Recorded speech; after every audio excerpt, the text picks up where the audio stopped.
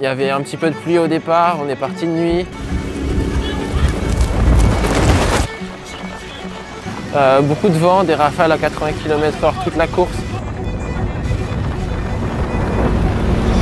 Et notamment pendant 17 km, j'avais vent de face tout seul, donc forcément le temps il s'est un petit peu envolé à ce moment-là. Les secondes s'égrènent et on ne peut pas forcément les rattraper après.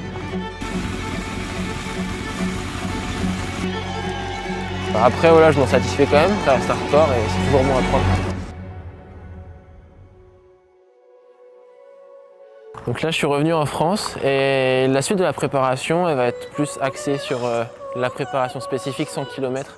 Donc je vais courir plusieurs marathons en compétition, je vais allonger les entraînements. Les semaines vont être encore un peu plus conséquentes niveau volume et donc ça va monter crescendo jusqu'à arriver aux 100 km du lac Saint-Romain le 30 juin. Depuis que Guillaume a annoncé que son objectif était de courir le 100 km au Japon, au lac Saint-Romain, je lui ai tout de suite proposé mon aide pour la préparation et que dans tous les cas je voulais être présent sur la course pour vivre cette course avec lui.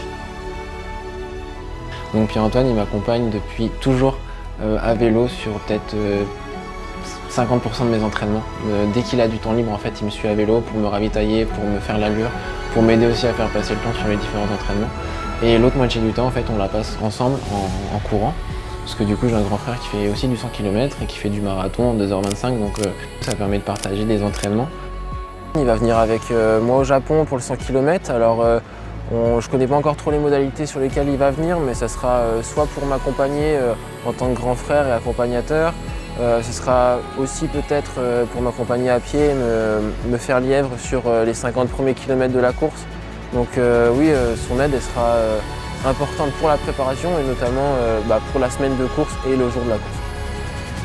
Et ensuite je pars le 12 mai pour Font-Romeu pour y rester environ 3 semaines pour pouvoir avoir les bienfaits de l'altitude. Et là on sera à 4 semaines du 100 km au lac Saint-Romain au Japon donc le timing sera très bon pour bénéficier des bienfaits de l'altitude.